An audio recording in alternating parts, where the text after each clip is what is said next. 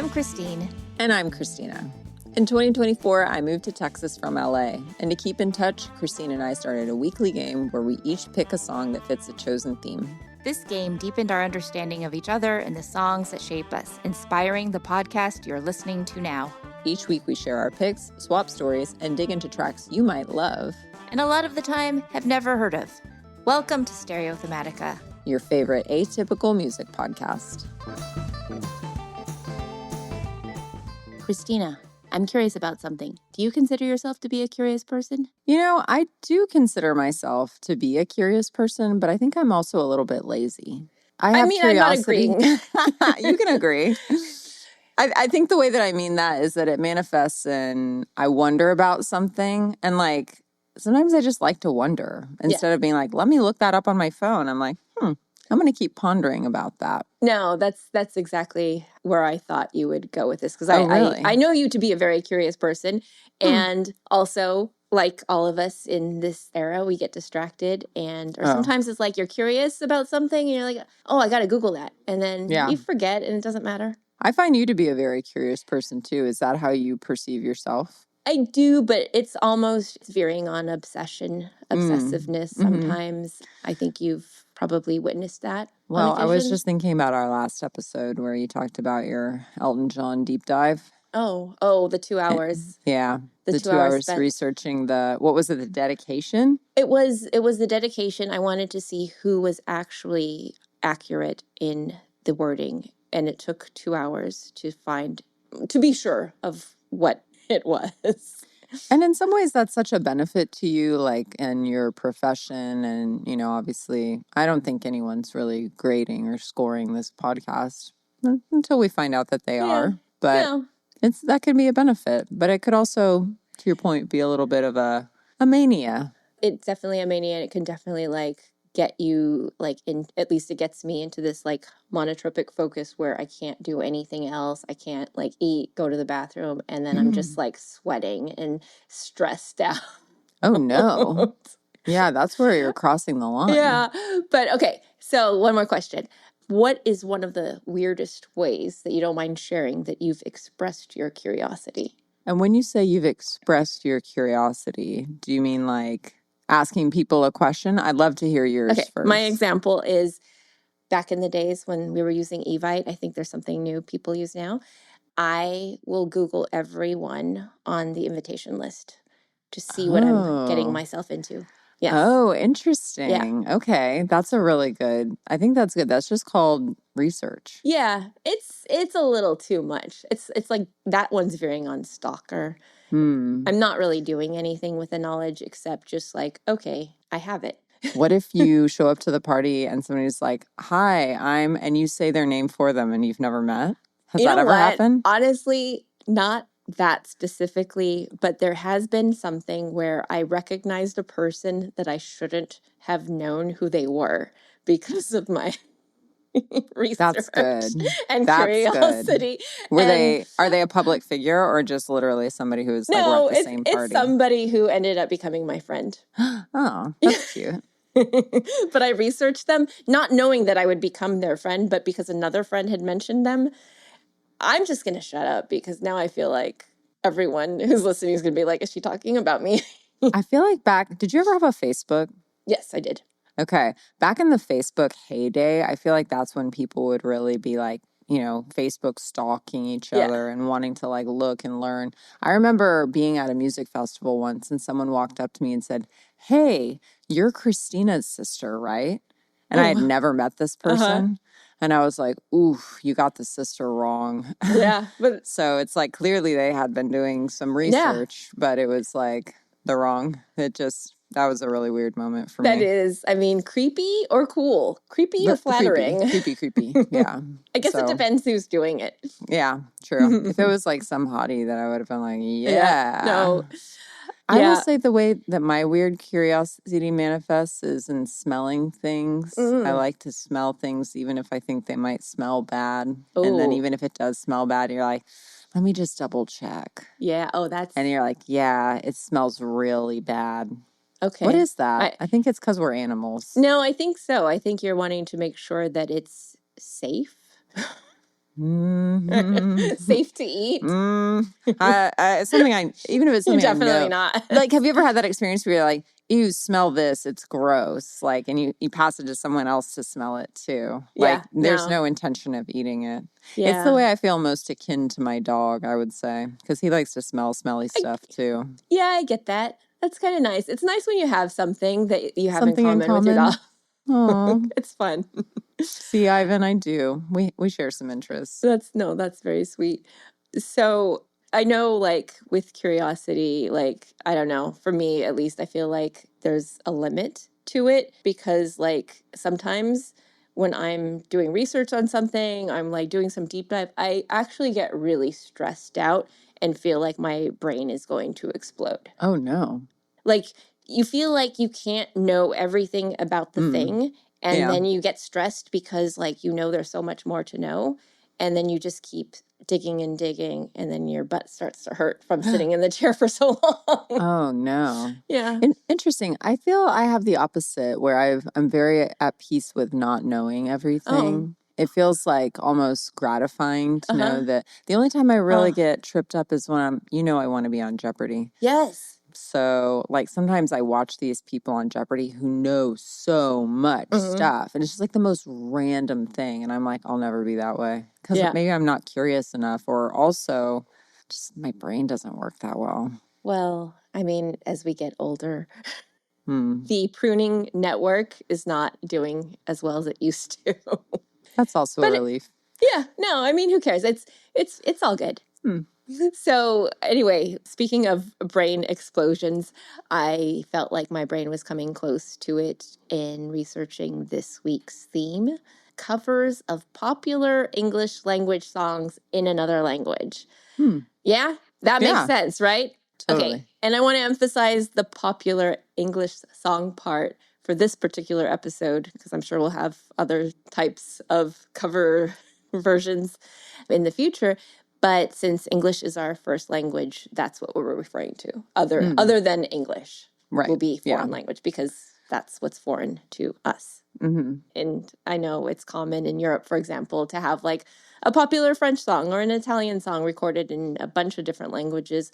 Remember from the Problematic Songs show, L'été Indien? Oh, yeah. That one has 10 foreign language covers, including an English language version sung by Nancy Sinatra. Interesting. Yeah. Now, there's an instance where, like, I'm curious, but I didn't take that extra step to listen to the... No, didn't care. Because I really like the original. Yeah, the original. Sometimes you don't want to sully it. No. Yeah. Now, before we get into our picks, can we talk a little bit more about the wonders of a cover in another language? Oh, for sure. We have to. Yeah? Okay, good. Do you know what the most covered song ever is? Is it the Happy Birthday song? You know what? That's actually, I should have said pop songs because I think the Happy Birthday is up there for sure. That's good. How many languages can you sing it in? Happy Birthday, I mean, maybe two, like maybe Spanish and French. Yeah, there you go. Even I, with my bastardized French, I can sing it. And in Spanish, that's an easy one. Yeah. But yeah, yesterday has been covered 4,000 times. But oh, God. Yeah, that actually includes English covers. So probably in other languages, it's closer to 2,000. But that was another one. It was actually really hard to find like a definitive number for the international or foreign language covers. I wonder, I mean, I feel like yesterday has to have even more than 4,000 covers because you've got to think about every ding dong out there who's like, I'm a musician. And they're like, I might as well start out with yesterday. I'm sorry, I don't think it's an easy song to sing, right? No, I mean, no, not for me. Not for me because I don't love it. Not my favorite song. It's definitely not one of my like even top 20 Beatles songs. It's okay. But it makes sense why people would be covering it. It's a classic. Yeah. You know what else? Second place for popish, and I don't even think this is really a pop song. Leonard Cohen's Alleluia. Do you say Alleluia or I know. Hallelujah? I realized as I said it, I said Alleluia because I feel like that's how it's said in Spanish, in like in church, in Latin, it's Alleluia. Hallelujah. Is it? Yeah. Hallelujah. It's a good song. Yeah. It's I love that Hallelujah. song. Did we talk about it when I You did my actually, Rufus Wainwright? you did. You mentioned it. Because his version is very good. I like it a lot.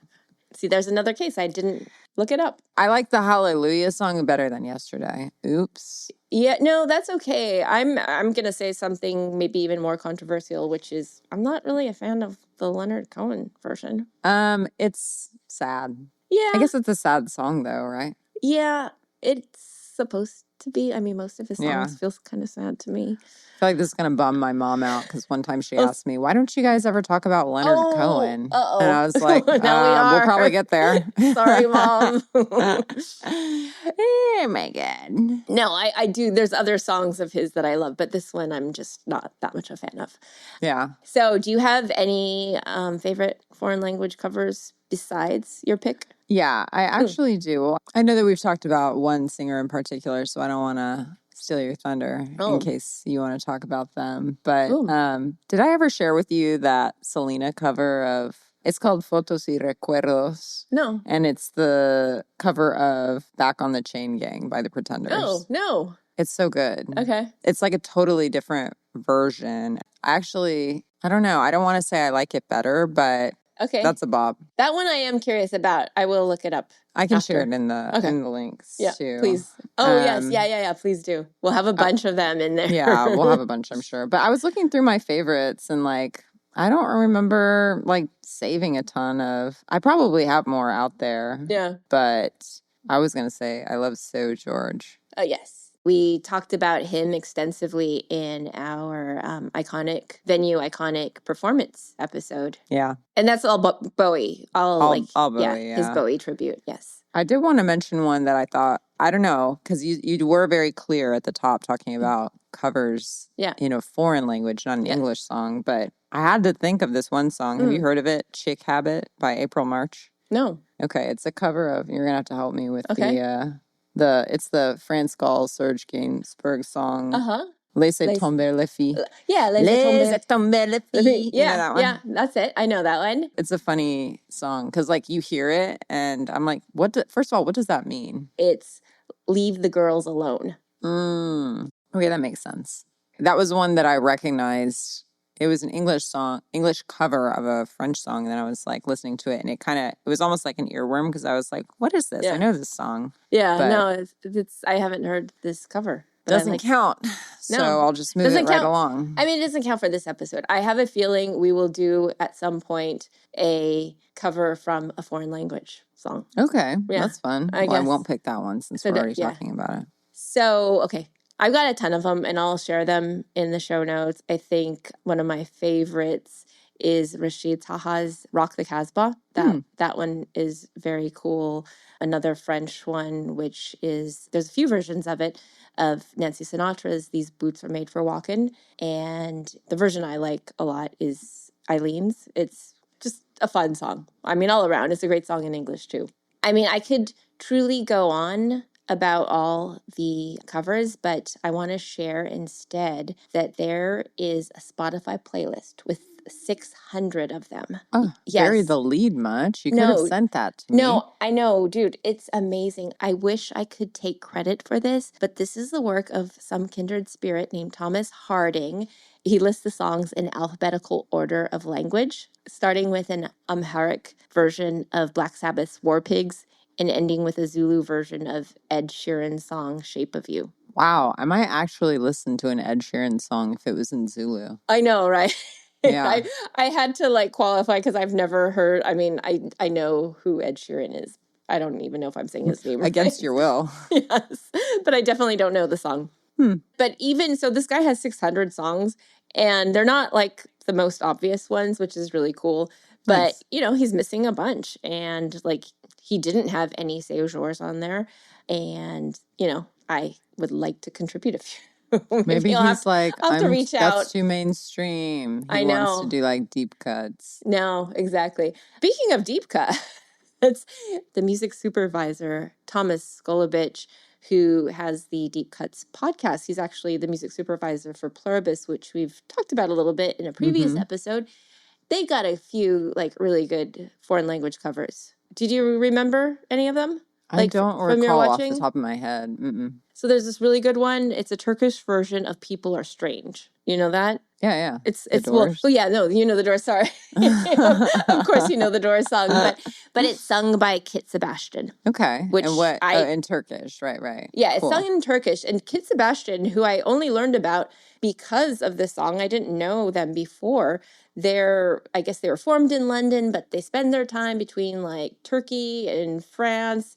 And I was reading about this, how they went, like the supervisors went about getting these songs. They went to kind of some of their favorite foreign language musicians and asked them to do covers of these like famous songs. That is cool. Yeah, but it goes on and on. There's like a Beach Boys fan board with people sharing their favorite foreign language covers.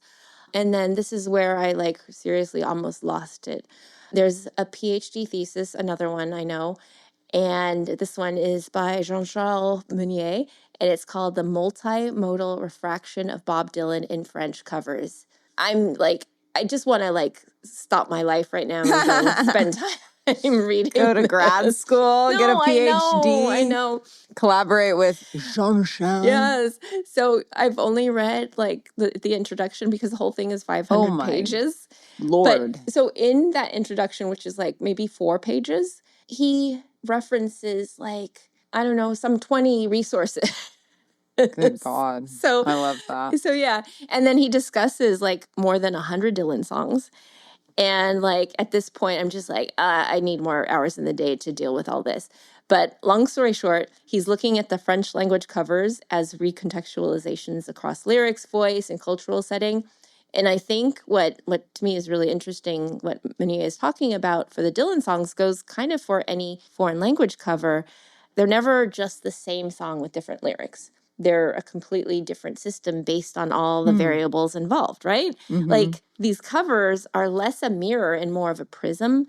They're still recognizable for the most part, but once they pass through another language and that performer's set of circumstances, they come out bent and changed, which finally, I know, brings me to my pick. Oui, tu peux voir que dans ma démarche, je suis un homme femme, sans attache, un rythme lourd, les femmes à mon cou est comme un tambour.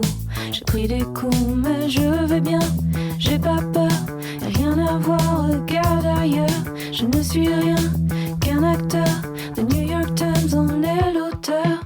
Tu fais tout possible, tu subis, même impossible, rien que pour survivre. That, of course, was a cover of the Bee Gees' Staying Alive by the LA-based duo Freedom Fry. Christina, are you shocked? The LA-based part is what I'm asking you. Are you shocked that they're LA-based?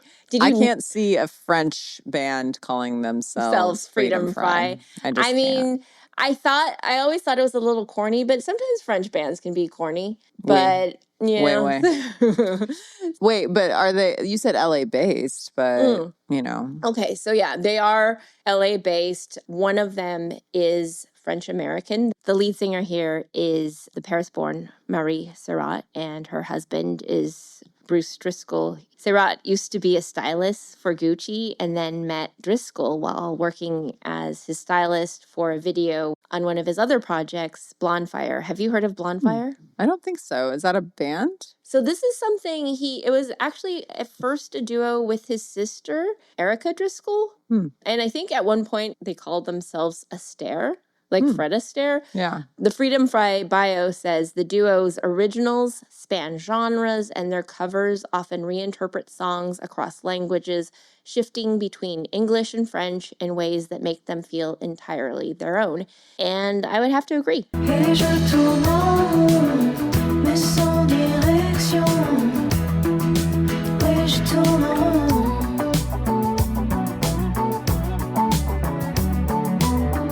Et je tourne en rond. Oui, je tourne en rond. So this song was released in 2021 as part of their covers EP called Reprise, which I'm pronouncing it in the French way, but it could be reprises. I don't know. It does have a couple other French covers, including Harry Nilsson's Everybody's Talkin'. Nice. And an English language cover of Serge Gainsbourg's Je suis venu te dire que je m'en vais, which in English means I came to tell you I'm leaving. And I actually prefer Freedom Fry's version of all these songs. Wow. Yeah. Now I'm going to have to listen to them because I really do love Everybody's Talking. They do a really good cover. I think you're going to like. And of course, we'll share all of these in the show High notes. praise. Yeah, I know, right? But, despite loving their covers, I think I satisfied my curiosity with this band. So I'm just going to say a few words about the original, Staying Alive.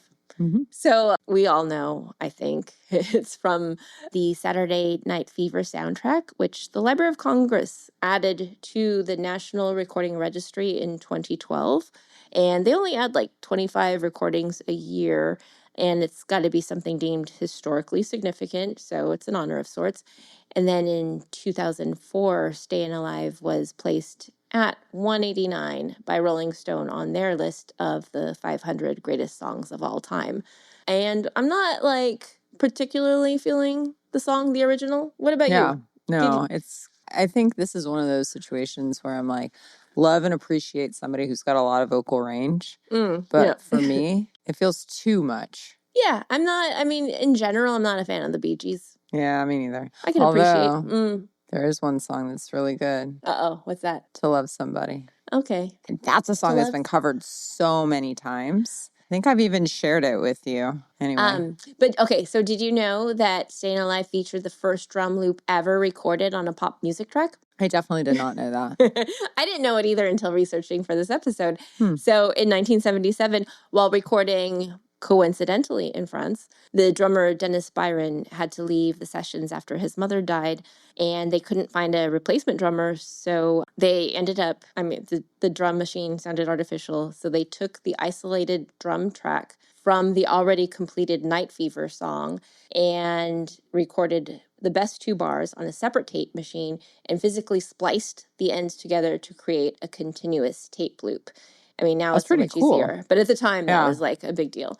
Yeah. But speaking of beats, the original Bee Gees song is famously used as a CPR rhythm reference because its tempo is close to the recommended compression range. I feel like you would know that. That I did know. Yeah. And did you watch The Office? Yes, I did. There's that hilarious scene where they're trying to learn CPR, and then instead of doing the compressions, they all just start dancing and singing to Staying Alive. We'll have to share that video. That's hilarious. It's so silly. No. I think about it anytime I think of this song. Yeah, I totally forgot about that. Please, we'll share that one.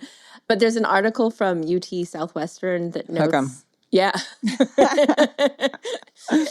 It clocks in around 104 beats per minute within the 100 to 120 beats per minute for the CPR guidance range. And the same piece also shares other songs by the decade that can be the rhythm to your CPRing. Do you remember any off the top of your head? Poker Face is one of them. Oh, good. That's a better one. Uptown Funk is another. Uptown Funk Yeah. you up. Uptown Funk you up. And then you stop and go, say what? Yeah. No, that's pretty good. Billie Jean. Wait a minute. Poker Face? Poker Face. Pop, pop, pop, poker face, pop, pop. I don't know. I might be killing someone. Do you have CPR training? I was a lifeguard for many years, okay. Christine. Okay. But my CPR training has lapsed. But maybe I'll get back into it if the music's worth it. I know. There's so many songs to choose from. All it takes is a little spark, Yep, that's all it takes. Sorry, just to clarify though, does the Freedom Fry have the same BPM? I would say definitely not. No, it's a little bit slower, yeah, right? I think so. But that's a good question. See, okay. my curiosity failed me there. Anyway, just so everyone knows, it's not likely the same BPMs. But yeah. Okay, so anyway, I purposely curbed my curiosity about your song because I knew you'd be regaling me today. So please regale away, Christina. Of course, I'd love to. And what a great theme. Speaking of our problematic songs, I figured why not talk about another version of a problematic artist? Since we already know I love the Smiths and Morrissey is problematic. And if you do want to learn more about that, listen to Season 1, Episode 20, Problematic Artists, where we do a deep dive. But what do you do when you like a band's music, even though you can't agree with their worldview, politics, general crappiness? Perhaps find a cover in a foreign language. Loophole. Big time. So that's why I chose my song, which is Esta Luz, or should I say Luz, Nunca Se Apagará by Mikel Erenchun from his 1992 album Naufragios. Hoy te esperaré en la esquina iluminada de mi calle ven. No puedo comprender. Now, Christine, I know you recognize the song right away. Do you recall what else you said? I do. And I have to say, right away, I recognized it as soon as the chorus came on. But up until then, because I'm not a big Smiths fan, so I wasn't immediately feeling it. And then I'm like, oh, the chorus came on. And I enjoyed the song, though, from the beginning because it wasn't as, how should I say, languid as the Smiths version. I don't think it is, at least. Interesting. It's a bit languid. Yeah, but I don't know. Morrissey's vocals are just like, oh, come on, give me a break, dude. To each his own. And I will say, though, what I do like about this version is Mikel's very noticeable Spanish accent, which I tried to emulate earlier. Oh, yeah. Nice the job. lisp, which I'm not very good at copying, even when I'm visiting Spain. But that should give you a little hint about his country of origin, right? Yeah. Is that sarcasm that you're not, like, prone to emulating? Because I feel like you would be absolutely prone to emulating. Oh, because I'm such a troll? Yes. I mean, I just embarrassed that I would do it wrong somehow. Okay. Like, Okay. you know, it's not natural to me. Yeah. Also, I did troll shit out of my classmate when we were studying abroad in Spain, and he immediately starts speaking with a lisp, like when we're in Spain, but never did it when we were in Texas. I was like, I clocked that, bro. Anyway, Mikel, although he was born in Caracas, Venezuela, he and his parents relocated to San Sebastian, Spain, where he still lives today. And San Sebastian is in the Basque country, and I had a little guess that he might be Basque based on his last name, which has an X in it. And I saw that a lot in El País Vasco. And I know you're Spanish, but are you very familiar with the Basque people, Christine? I'm not super familiar. Aside from there's a movie, the English translation was, I think, The Spanish Affair. And it's the Spanish title, though, was Ochos Apellidos Vascos. The title is like kind of based off of a joke where Basque people are so like regionalistic that they have to, like, you know, typically in Spain, you go by your like mother and father's last names. But in Basque country, you like have to show like the all the relatives, the grandparents, the great grandparents to prove you're actually Basque. And this is just a joke. Yeah, this is the little I know of it. But anyway, the movie is quite funny and makes fun of all the different Spanish stereotypes. Yeah. And it's funny that you say that because, like, even I visited very briefly a long time ago, and one thing that stood out to me, apart from the people there who seemed very like punk in a very fascinating way, you know, they had lots of tattoos, piercings, like really funky, cool haircuts, which felt like it was 2009. So to me, it felt like ahead of its time or something, you know? Yeah. And I wasn't even hanging out in like bars and music anyway. So I was like going to restaurants. It was so intriguing. But I remember walking into a restaurant and speaking in Castellano and the person responding back in perfect English. They speak Spanish in Spain. And I was like, oh, this is something they didn't teach us about in my class. But anyway, back to Mikel. No, but it's funny.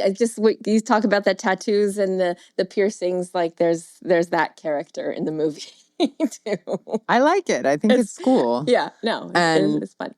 Our guy, Mikel, he started his musical career in San Sebastian playing rockabilly in a band called Hillbilly Cats. And he collaborated with other rockabilly groups playing rhythm, guitar, and bass, and eventually started a group called Dunkin' Do. Do you know them, Christine? No, I don't. That sounds like they might actually be fun. I don't know if you know this, but I really liked rockabilly as a 8-year-old.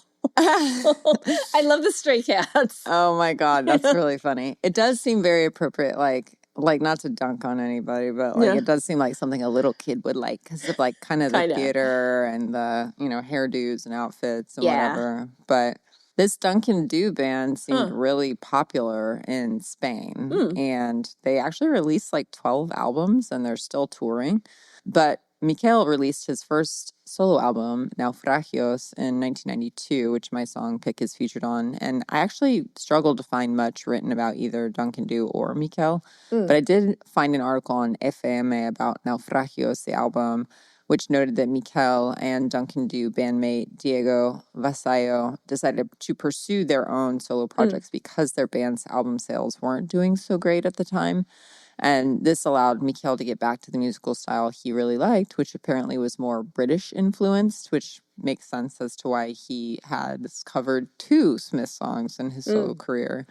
And the other is Todo es igual siempre, or Every Day is Like Sunday. One of the funny things to me that I read in that FAMA article was that the author felt that many fans of Erenchun learned of the Smith songs thanks to his covers, which now is validated based on what you said, saying that you're not a very, you're not a big Smith fan. You recognized it once you heard the chorus and whatnot. But I don't know. I guess I was just like, wow, that this Spanish singer was introducing Spanish listeners to the Smiths based on his cover, which is cool and like a neat way to bridge cultures and musical styles and influences. And I hope this is not offensive. I think it's funny and interesting, but there's like a population that some people refer to, like here in the US, of like Latinos who like dark wave and stuff, and they call them Altinos. Oh, so I haven't heard that. Shout out to Hipster Runoff, who I think coined that. I will actually find a link because I think it's worth it to laugh and read about. What I think I'm not able to pick up on because of the lack of media coverage is that Erenchun must have, like I said, been a pretty big name in Spanish rock back in the 80s and 90s. But I did find a Stereogum article talking about the many covers of There Is a Light That Never Goes Out, which led with Erenchun's, and it rehashed a little bit of the comments on the YouTube video for the song that complain about the lack of literal translation of the original. And that is something you brought up in terms of the, prism and how the interpretation is. And if I'm being honest, I think they do have a point. Y si estoy solo esta vez, no es casualidad. Morir por ti sería un lento y bello final. So to me, one of the best parts of the original Smith songs is the morbid humor. If a double-decker bus crashes into us, to die by your side would be a heavenly way to die, Morrissey languidly croons. That's pretty classic. I mean, it's dark, and it's what hooked me as an emo teen, Mikel's version is sweeter. It's a love song that's lacking some of those searing lyrics that make Maury's version so memorable. He just says, I would die for you, whatever, not so much anything about a 10-ton truck killing the both of us. Yeah, not quite the same. It's different. It's a reworking of the original, but it's still a good version. And I do hope our listeners enjoy this new take on a classic. So I'll leave it at that. I certainly did. Nice. Thank you. Thank you. So are you ready for my unsolicited advice? I am ready. Okay. Indulge your curiosity and seek out what you don't know you might want, because you never know what you might love. That sounds like a wooden plaque you can get at the checkout line at Ross. Fine. Let me be more specific. I'm talking about music. And to be even more specific, I've got another free app for you. It's FIP Radio, and that's FIP. It's part of Radio France, and you don't have to speak French to figure out how to use this. I learned about this gem in 2018 from a French chef turned Airbnb owner, and it's since been one of my favorite ways to discover new music. I myself aspire to be a French chef turned Airbnb owner one day, minus the Airbnb part. Best of all, they have human-curated channels, and to quote the station's director, they promise to keep curiosity on a loop. They really have everything from new releases to world music, pop, hip-hop, reggae, metal, jazz, and cult classics. If you're even a little bit curious about what makes me happy, listen to FIP for fun. Advice over. Christina, what do you have for us for next week? Anything special going on? We are having something special. We're having a pity party. I love one of those. Thanks for listening to Stereothematica. If you like what you're hearing, please consider a review, a rating, or share with a friend. And follow us on Instagram, where you can share your favorite covers in another language. We've also got our infinite Spotify playlist linked in our show notes. And visit stereothematica.com for more fun.